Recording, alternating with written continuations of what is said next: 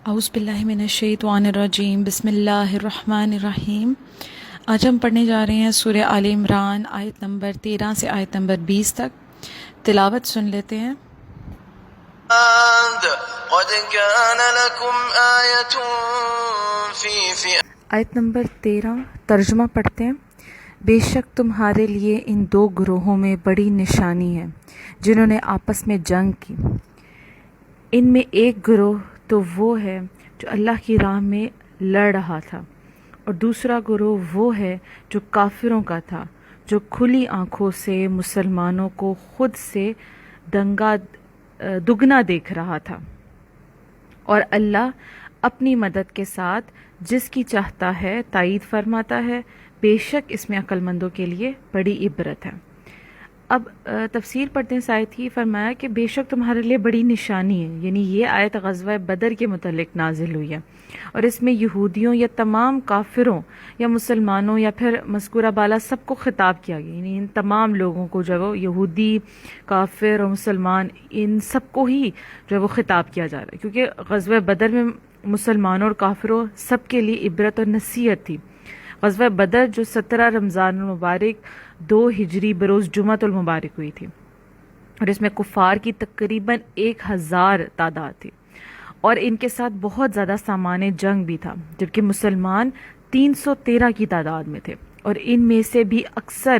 وہ تھے کہ جن کے پاس کوئی اسلحہ نہیں تھا، کوئی سامان جنگ نہیں تھا۔ مسلمانوں کے پاس 2 گھوڑے، اب اندازہ کریں 313 کی تعداد ہے اور گھوڑے کتنے ہیں؟ 2 گھوڑے، 6 ذرے ہیں، اور بس 8 تلواریں ہیں، اور 70 اونٹ ہیں۔ اب یہ ہے مسلمانوں کے پاس جو اسلحہ ہے اس کی تعداد، اور جو ساز و سامان جنگ ہوتا ہے، ظاہر ہے گھوڑے بھی یوز ہوتے ہیں جنگ میں، تلواریں بھی استعمال ہوتی تھیں، اور اس طرح سے جب جنگیں لڑی جاتی تھیں، تو وہ مسلمان کے جن کے پاس کچھ بھی نہیں تھا اس ٹائم سامان جنگ، لیکن پھر بھی اللہ پاک نے ان کو فتح نصیب فرمائی، یعنی کہ مسلمانوں کو اللہ تعالیٰ نے جو کامل فتح ہوئی اور کافروں کو جو شکست فاش ہوئی، لہٰذا یہ فتح اللہ تعالیٰ کی نشانیوں میں سے بڑی نشانی ہے۔ ورنہ ایک عام انسان جس کے پاس کوئی اوزار بھی نہیں ہے، جنگ کا کوئی سامان بھی نہیں ہے، کچھ بھی نہیں ہے، پھر بھی وہ کافر کو شکست دے رہا ہے، تو یہ عبرت حاصل کرنے کے لیے فرمایا گیا، یعنی اس میں عبرت ہے، اس میں نشانی ہے، بہت بڑی نشانی ہے۔ اور جو فرمایا کہ وہ انہیں خود سے دگنا دیکھ رہے تھے، ظاہر ہے خود سے دگنی تعداد تھی، یعنی جنگ بدر میں اللہ تعالیٰ نے مسلمانوں کو کئی اعتبار سے مدد فرمائی۔ اب یہ جو دگنا دیکھ رہے تھے، کافروں کی تعداد ان سے کتنی زیادہ تھی، لیکن اللہ تعالیٰ نے پھر ان کی جو مدد فرمائی تھی وہ فرشتوں کے ذریعے فرمائی تھی، اور اس طرح سے فرشتے جو ہے وہ نازل ہوئے تھے مدد کے لیے مسلمانوں کی۔ دوسرا یہ ہوا کہ پہلے اللہ تعالیٰ نے مسلمانوں کی نظروں میں کافروں کو اور کافروں کی نظروں میں مسلمانوں کو کم کر کے دکھایا تھا، تاکہ مسلمانوں کا حوصلہ بڑھے۔ اگر 313 کے مقابلے میں وہ اپنے سامنے 1000 اتنے ہی تھے، اتنے ہی دیکھ لیتے اگر جتنے تھے، تو پھر وہ ایک دم ان کا حوصلہ جو ہے وہ کم ہو سکتا تھا، تو اللہ تعالیٰ نے ان کو ان کی کافروں کی تعداد کم کر کے دکھایا، اور جب مسلمان تھے ان کی تعداد کافروں کے سامنے، کافروں کو دکھایا کہ ان کی تعداد مسلمانوں کی اس سے زیادہ ہے، یعنی 313 نہیں بلکہ ان کو زیادہ دکھائے گی، تاکہ وہ جو ہے ڈریں مسلمانوں سے۔ یہ جو سارا معاملہ ہوا تھا یہ سارا ہوا تھا لڑائی، یعنی جنگ شروع ہونے سے پہلے ہوا تھا۔ پھر جب جنگ شروع ہو گئی تھی تو اس آیت میں مذکورہ واقعہ رونما ہوا کہ انہوں نے ان کو دگنا دیکھا، یعنی اس جملے کے کئی معنی کیے گئے ہیں مفسرین نے۔ پہلا یہ کہ کفار نے مسلمانوں کو خود سے دگنا دیکھا، یعنی مسلمانوں کی تعداد کفار کو 2000 نظر آئی تھی۔ دوسرا یہ معنی کیا گیا کہ کفار نے مسلمانوں کو مسلمانوں کی تعداد سے دگنا دیکھا تھا، یعنی مسلمانوں کی تعداد انہیں جو 313 تھی اس سے ڈبل نظر آئی تھی، یعنی 626 ان کو نظر آئی تھی، ڈبل نظر آئی تھی۔ ایک مفسرین نے یہ معنی اس کا مراد لیا۔ تیسرا معنی جو مراد لیا کہ مسلمانوں نے کفار کو خود سے دگنا دیکھا، یعنی مسلمانوں کو کفار کی تعداد 626 نظر آئی، حالانکہ وہ 1000 تھے، یعنی کم نظر آئی کفار کی تعداد۔ بہرصورت یہ اللہ تعالیٰ کی طرف سے خصوصی تائید تھی۔ اس پر فرمایا گیا تھا کہ اللہ تعالیٰ اپنی مدد سے جس کی چاہتا ہے تائید فرماتا ہے۔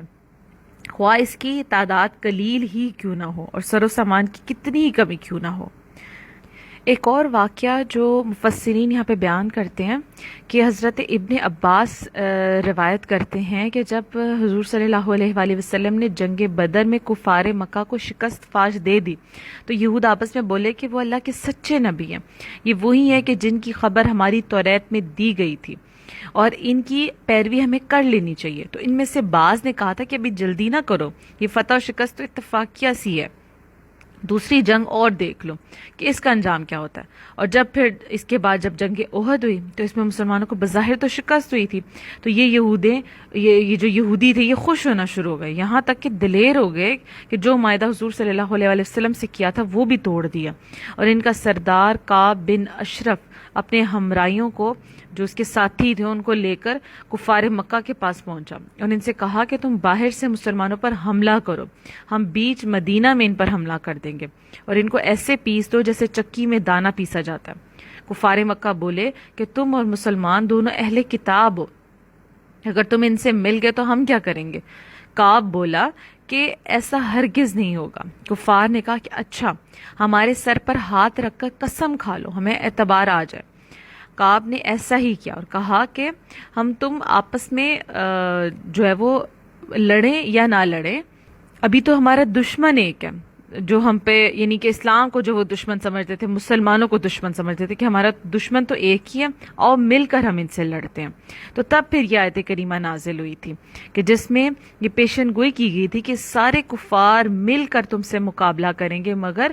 یہ مغلوب ہو جائیں گے، کبھی بھی فتح نہیں پا سکیں گے، یعنی کہ تمام کافر، ہر طرح کا کافر مل جائے لیکن وہ مسلمانوں کو شکست نہیں دے سکیں گے۔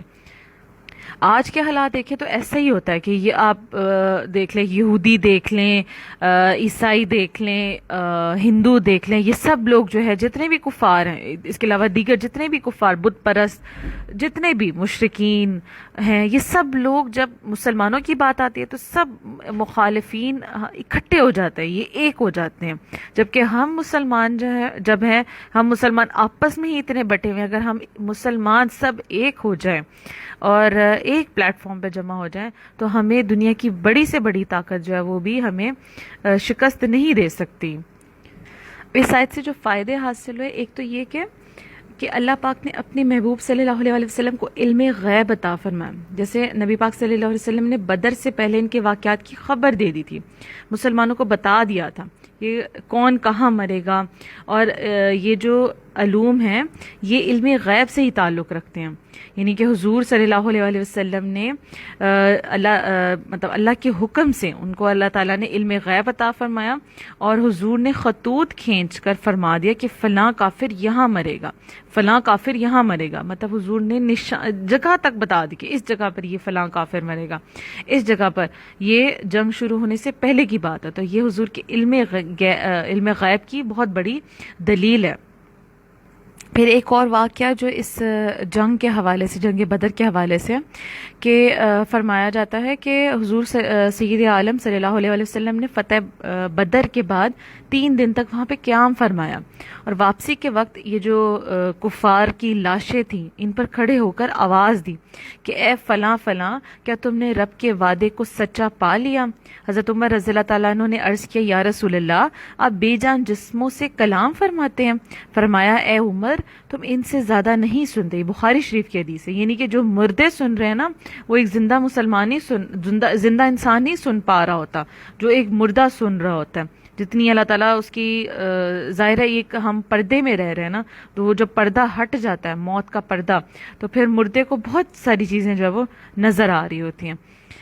لیکن حضور کی ذات ایسی ہے کہ حضور صلی اللہ علیہ وآلہ وسلم وہ ان مردوں سے بھی کلام فرما رہے ہیں، ان کو کہہ رہے ہیں کہ کیا تمہیں میں نے پیغام دیا تھا، تم نے پھر بھی جو ہے وہ اللہ تعالیٰ کی وحدانیت کو جھٹلایا اور حضور کی نبوت کے حوالے سے تم نے منکر ہوئے۔ پھر یہ کہ اس جنگ میں کفار کا وہ سارا سامان مسلمانوں کے ہاتھ آ گیا تھا، گویا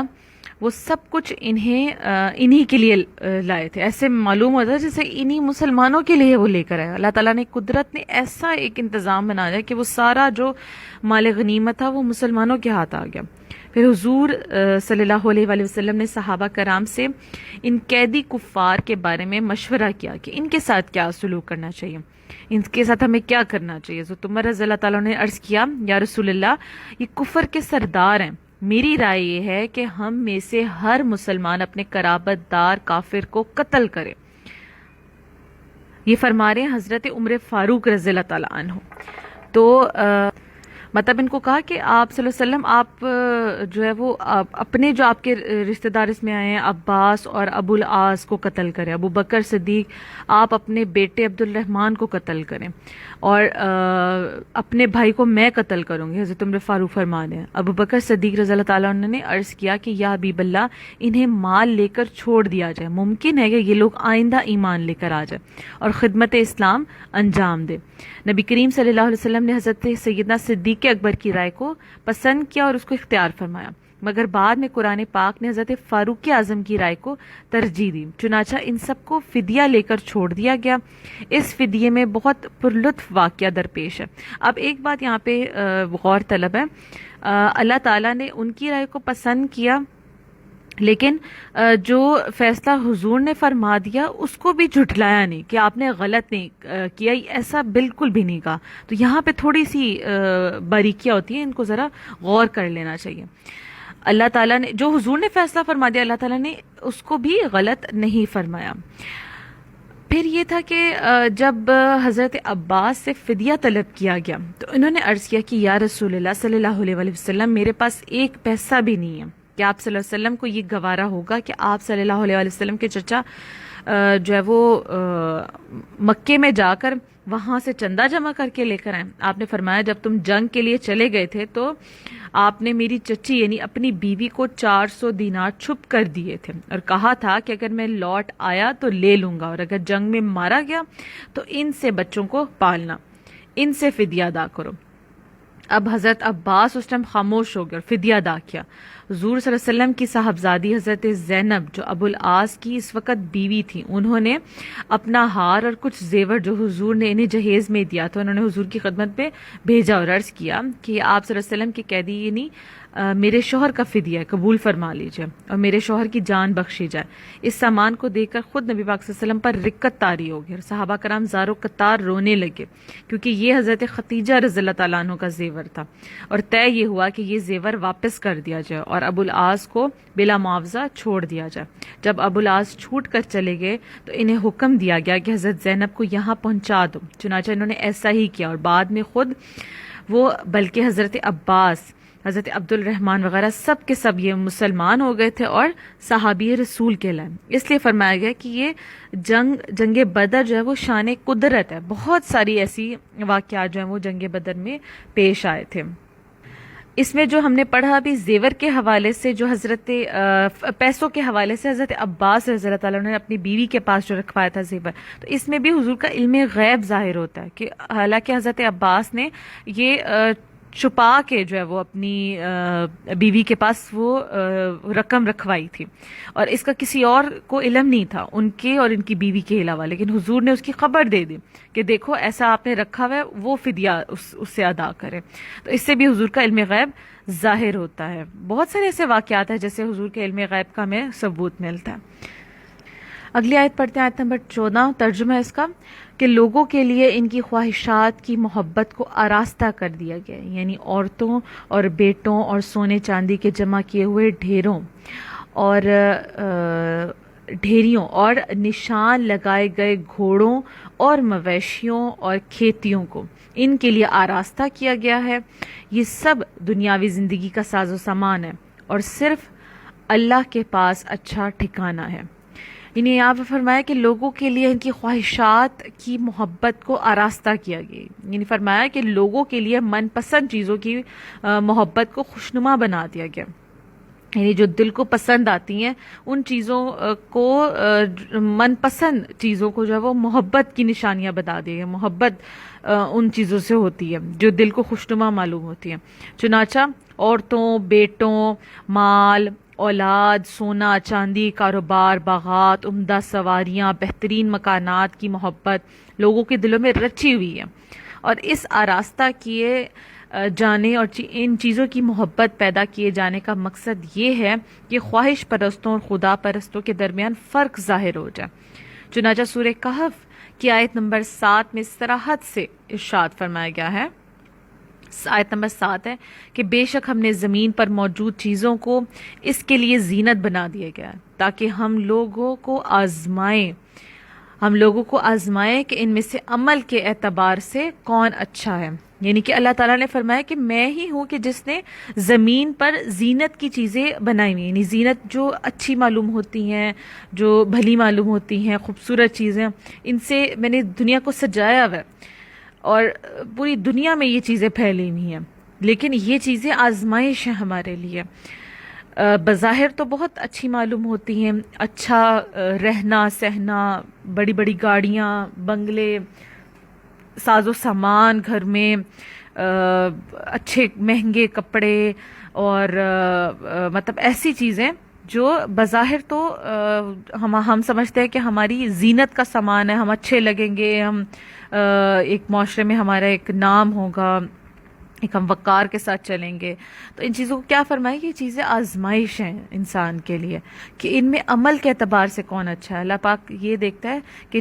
چیزیں تو میں نے تمہیں دی ہیں، اب دیکھتے ہیں کہ عمل کے اعتبار سے تم میں سے کون اچھا ہے۔ چنانچہ یہ چیزیں ایسی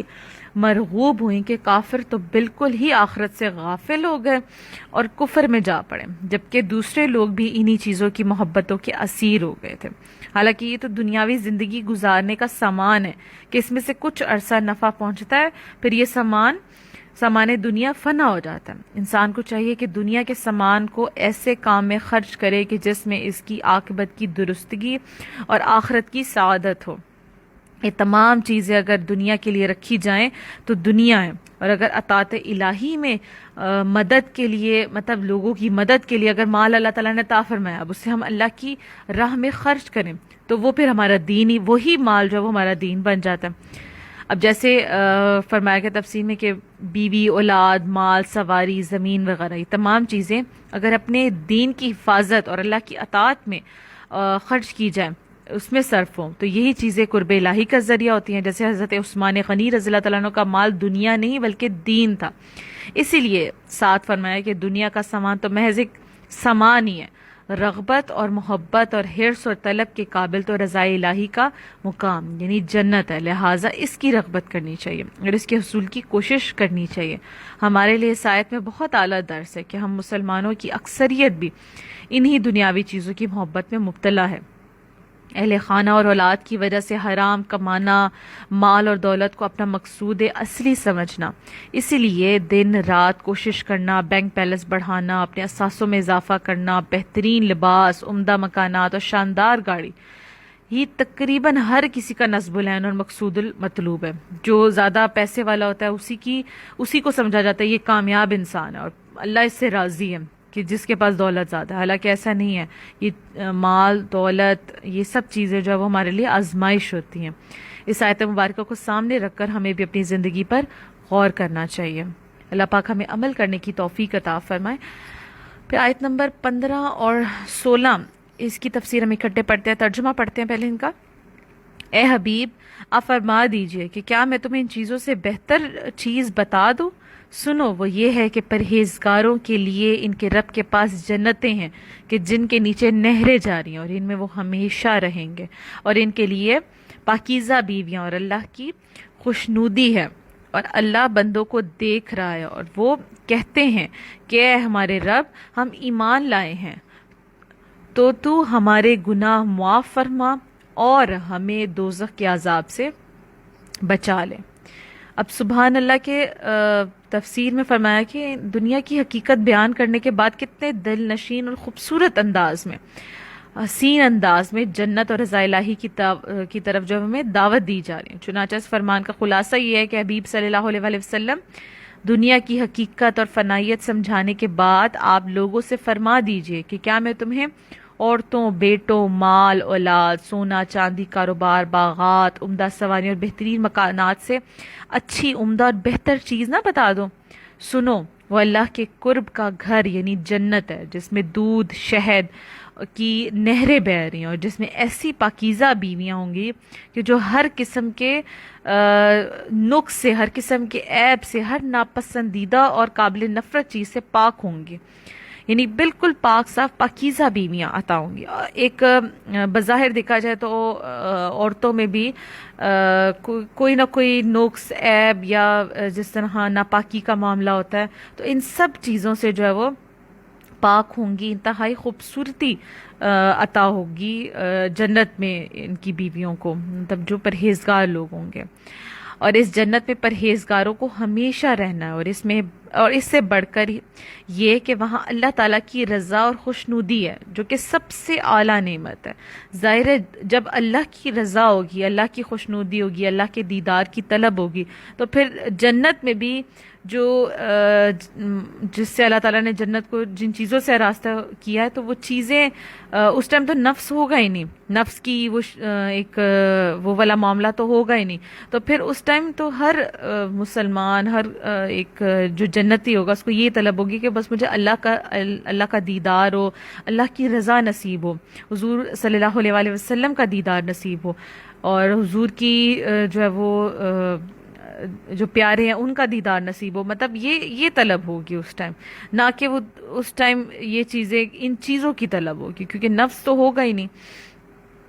دعا ہے کہ اے اللہ پاک سے کہ ہمارے دلوں سے دنیا کی محبت نکال کر اپنی محبت ڈال دے، اپنے حبیب کی محبت ڈال دے، دنیا کی حرص نکال کر آخرت کی طلب ہمارے دل میں ڈال دے، آمین۔ آیت نمبر 17 ہے، فرمایا صبر کرنے والے اور سچے اور فرما بردار اور راہ خدا میں خرچ کرنے والے اور رات کے آخری حصے میں مغفرت مانگنے والے، یعنی کہ دنیا کے طالبوں کا ذکر کرنے کے بعد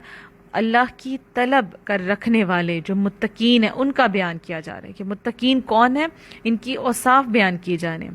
کہ متقی لوگ عبادت اور ریاضت کے باوجود اپنی اطاعت پر ناز نہیں کرتے، بلکہ اپنے مولا سے گناہوں کی مغفرت اور عذاب جہنم سے نجات کا سوال کرتے رہتے ہیں، یعنی ایسے نہیں کرتے کہ ہم جیسوں کی طرح نہیں کہ عبادت کر کے اور پھر اس پہ غرور تکبر کرنا یا اس کو ریاکاری کی شکل دے دینا، دنیا دکھاوے کی شکل دے دینا، ان چیزوں میں متقی نہیں پڑتا۔ جو متقی پرہیزگار ہوتا ہے وہ ہر ٹائم اللہ سے توبہ استغفار بھی کرتا رہتا ہے ساتھ۔ متقی لوگ مصیبتوں پر صبر کرتے ہیں، نیز گناہوں سے بچنے پر ڈٹے رہتے ہیں۔ پھر یہ کہ متقی لوگوں کے قول، ارادے اور نیتیں سب سچی ہوتی ہیں، جو وہ کہتے ہیں وہ اس پر عمل بھی کر کے دکھاتے ہیں، ان کی ارادے، ان کی نیتیں سب سچی ہوتی ہیں، نیک ہوتی ہیں۔ پھر متقی لوگ اللہ تعالیٰ کے سچے فرما بردار ہوتے ہیں۔ پھر متقی لوگ راہ خدا میں مال خرچ کرنے والے ہوتے ہیں۔ متقی لوگ راتوں کو اٹھ اٹھ کر اپنے رب تعالیٰ کی عبادت کرتے ہیں، نماز پڑھتے ہیں، توبہ استغفار کرتے ہیں، رب تعالیٰ کے حضور گریہ زاری کرتے ہیں۔ یاد رکھیں کہ رات کا آخری پہر نہایت فضیلت والا ہے، یہ وقت خلوت اور دعاؤں کی قبولیت کا ہوتا ہے۔ حضرت لقمان رحمۃ اللہ علیہ فرماتے ہیں، اپنے فرزند سے فرمایا کہ مرغ سے کم نہ رہنا، یعنی جو مرغا جو اذان دینے والا ہوتا ہے، فرمایا کہ اس سے کم نہ رہنا، کہ وہ تو سحری کے وقت ندا کر کے آواز دے کے دیتا ہے اور پھر تم جو ہو وہ سوئے رہ جاؤ، یعنی کہ کم از کم اس سے کم نہ رہ جانا، وہ تو کم از کم اٹھ جاتا ہے نا سحری کے وقت، تم اس ٹائم بھی نہ اٹھو، یعنی کہ اس ٹائم بھی تم سوتے رہو، تو اس طرح کا نہ رہنا۔ پھر آیت نمبر 18 ہے، یہاں سے ہمارا تیسرا سپارہ جو ہے وہ بھی آدھا ہو چکا ہے، نصف ہو چکا ہے۔ آیت نمبر 18 کا ترجمہ ہے، اور اللہ نے گواہی دی کہ اس کے سوا کوئی معبود نہیں، اور فرشتوں نے اور عالموں نے انصاف سے قائم ہو کر اس کے سوا کسی کی عبادت نہیں، عزت والا حکمت والا ہے۔ اب فرمایا اللہ نے گواہی دی کہ اس کے سوا کوئی معبود نہیں۔ نشان نزول ہے اس آیت کا کہ ملک شام کے علماء میں سے 2 افراد سرکار دو عالم صلی اللہ علیہ وآلہ وسلم کی خدمت میں حاضر ہوئے۔ جب انہوں نے مدینہ طیبہ کو دیکھا تو ایک دوسرے سے کہا کہ نبی آخر زمان صلی اللہ علیہ وآلہ وسلم کے شہر کی یہی صفت ہے جو اس شہر میں پائی جاتی ہے، کیونکہ پڑھ چکے ہیں ہم سورہ بقرہ میں بھی کہ ان کی کتابوں میں بھی ذکر تھا کہ جو آخری نبی تشریف لائیں گے ان کے وہ مکہ میں رہیں گے، مدینہ کی طرف ہجرت کریں گے، اور مکہ شہر اور مدینہ کی بھی صفات جو ہے وہ بیان کی گئی۔ تو جب انہوں نے دیکھا کہ مدینہ آئے تو انہوں نے دیکھا کہ اس شہر میں تو وہی صفات ہے جو ہم نے اپنی کتابوں میں پڑھا ہے۔ پھر جب حضور صلی اللہ علیہ وسلم کی خدمت میں حاضر ہوئے تو حضور صلی اللہ علیہ وسلم کی صورت مبارکہ اور اوصاف کریمہ کو توریت کے مطابق دیکھ کر فوراً آپ صلی اللہ علیہ وسلم کو پہچان لیا اور عرض کیا کہ کیا آپ محمد صلی اللہ علیہ وسلم ہیں؟ تاجدار مدینہ صلی اللہ علیہ وسلم نے فرمایا ہاں۔ انہوں نے پھر عرض کیا کہ کیا آپ احمد ہیں؟ سرکار دو عالم صلی اللہ علیہ وسلم نے فرمایا کہ ہاں۔ انہوں نے عرض کیا ہم آپ صلی اللہ علیہ وسلم سے ایک سوال کریں گے، اگر آپ صلی اللہ علیہ وسلم نے درست جواب دے دیا تو ہم آپ صلی اللہ علیہ وسلم پر ایمان لے کر آ جائیں گے۔ نبی کریم نے فرمایا کہ سوال کرو۔ انہوں نے عرض کیا کتاب اللہ میں سب سے بڑی شہادت کون سی ہے؟ اس پر یہ آیت کریمہ نازل ہوئی اور اسے سن کر وہ دونوں شامی علماء جو تھے وہ مسلمان ہو گئے۔ اس آیت میں فرمایا گیا ہے کہ اللہ تعالیٰ اور فرشتے اور اہل علم یعنی انبیاء کرام اور اولیاء کرام نے گواہی دی کہ اللہ کے سوا کوئی معبود نہیں۔ اس سے معلوم ہوا ہے کہ اہل علم بڑی عزت والے ہیں کہ رب کریم نے انہیں اپنی توحید کا گواہ اپنے ساتھ بنائے۔ لیکن علماء دین سے مراد علماء ربانی ہیں، یعنی صحیح العقیدہ اور صالحین علماء، اور علماء ربانی وہ ہیں جو خود اللہ والے ہیں اور لوگوں کو اللہ والا بناتے ہیں، کہ جن کی صحبت سے خدا کی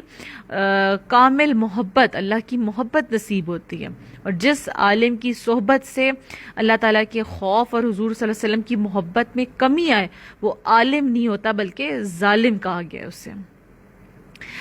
آیت نمبر 19 ہے، ترجمہ اس کا بے شک اللہ کے نزدیک دین صرف اسلام ہے، اور جنہیں کتاب دی گئی انہوں نے آپس میں اختلاف نہ کیا مگر اپنے پاس علم آ جانے کے بعد اپنے باہمی حسد کی وجہ سے، اور جو اللہ کی آیتوں کا انکار کرے تو بے شک اللہ جلد حساب لینے والا ہے۔ اب ہر نبی کا دین اسلام ہی تھا، لہٰذا اسلام کے سوا کوئی دین بارگاہ الہی میں مقبول نہیں، لیکن اب اسلام سے مراد وہ دین ہے جو حضور صلی اللہ علیہ وسلم لے کر آئے تھے۔ چنانچہ آپ صلی اللہ علیہ وسلم کو اللہ تعالیٰ نے تمام لوگوں کے لیے رسول بنا کر مبعوث فرمایا، اور آپ صلی اللہ علیہ وسلم کو آخری نبی بنایا۔ تو اب اگر کوئی کسی دوسرے آسمانی دین کی پیروی کرتا بھی ہو لیکن چونکہ وہ اللہ کے اس قطعی اور حتمی دین اور نبی کو مکمل طور پر نہیں مان رہا، لہٰذا اس کا اسلامی دین پر عمل بھی مردود ہوگا۔ یعنی جس طرح یہود و نصارہ ہیں یا یہ جو ہیں، اگر یہ توریت کو مانے، عیسیٰ علیہ السلام کو مانے، انجیل کو، موسیٰ علیہ السلام کو، یعنی اور دیگر انبیاء کرام کو بھی مانے، اپنے آپ کو انبیاء کی اولاد بھی کہیں، سب کچھ کہیں کہ ہم آسمانی کتابوں کو بھی مانتے ہیں سوائے قرآن پاک کے اور حضور صلی اللہ علیہ وسلم کی ذات کے، تو پھر ان کا یہ ایمان لانا، یہ دعویٰ جو ہے وہ اس کو باطل ہی فرمایا گیا، یہ مقبول نہیں ہوگا اللہ کی بارگاہ میں جب تک وہ دین اسلام یعنی حضور صلی اللہ علیہ وسلم جو دین لے کر آئے اس پر ایمان نہیں لے کر آئیں گے، کلمہ شہادت نہیں پڑھیں گے، اللہ کی وحدانیت کا اقرار کرتے ہوئے حضور صلی اللہ علیہ وسلم کی رسالت کا اقرار جب تک نہیں کریں گے، جب تک گواہی نہیں دیں گے، تب تک وہ مسلمان نہیں ہوں گے، فلاح نہیں پائیں گے۔ یہ آیت یہود و نصارہ کے بارے میں اتری تھی کہ جنہوں نے اسلام کو چھوڑ دیا اور سید الانبیاء صلی اللہ علیہ وسلم کی نبوت میں اختلاف کیا، اور یہ اختلاف بھی علم کے بعد کیا، کیونکہ وہ اپنی کتابوں میں سید دو عالم صلی اللہ علیہ وسلم کی نعت اور وصف دیکھ چکے تھے، اور انہوں نے پہچان لیا تھا کہ یہی وہ نبی ہیں کہ جن کی کتب الہیہ میں خبریں دی گئی تھی، لیکن اس کے باوجود انہوں نے ماننے سے انکار کیا تھا، اور اس انکار اور اختلاف کا سبب ان کے حسد اور دنیاوی جو نفع تھا، لالچ تھی، وہی تھا۔ پھر آج کی آخری آیت جو ہم نے پڑھنی آیت نمبر 20 ہے، پھر اے حبیب صلی اللہ علیہ وسلم اگر وہ تم سے جھگڑا کریں تو آپ فرما دیجئے کہ کیا کہ میں تو اپنا منہ اللہ کی بارگاہ میں جھکائے ہوئے ہوں اور میری پیروی کرنے والے بھی، اور اے حبیب صلی اللہ علیہ وآلہ وسلم اہل کتاب اور ان پڑھوں سے فرما دیجئے کہ کیا تم بھی اسلام قبول کرتے ہو؟ پھر اگر وہ اسلام قبول کر لیں جب تو انہوں نے ہی سیدھا راستہ پا لیا، اور اگر یہ منہ پھیرے تو تمہارے اوپر تو صرف حکم پہنچا دینا لازم ہے، اور اللہ بندوں کو دیکھ رہا ہے۔ یعنی فرمایا گیا کہ دین اسلام کی حقانیت بیان کرنے کے بعد فرمایا ہے کہ حبیب صلی اللہ علیہ وآلہ وسلم اگر وہ تم سے تمہارے یا اسلام کے حق ہونے کے بارے میں جھگڑا کریں تو تم انہیں فرما دو کہ تم مانو یا نہ مانو، مجھے سے کوئی فرق نہیں پڑتا، میں اور میرے پیروکار تو اللہ کے فرما بردار اور مطیع ہیں۔ نیز ان اہل کتاب یعنی یہودیوں، عیسائیوں اور ان ان پڑھوں یعنی ان پڑھ اہل کتاب و مشرکین سے مزید یہ بھی فرما دیجئے کہ کیا ہماری طرح تم بھی اسلام قبول کرتے ہو؟ اگر یہ اسلام قبول کر لے تب تو یہ بھی سیدھی راہ والے ہو جائیں گے، لیکن اگر یہ اسلام قبول کرنے سے منہ پھیریں تو تمہاری شان میں کوئی فرق نہیں پڑتا اور نہ تمہارے اجر و ثواب میں کوئی کمی واقع ہوگی، کیونکہ تمہارے اوپر تو اللہ تعالیٰ کی طرف سے صرف اتنی ذمہ داری ہے کہ تم اللہ کا حکم انہیں پہنچا دو، بقیہ ان کا معاملہ اللہ تعالیٰ کے حوالے کر دو، اللہ انہیں اور سب بندوں کو دیکھ رہا ہے۔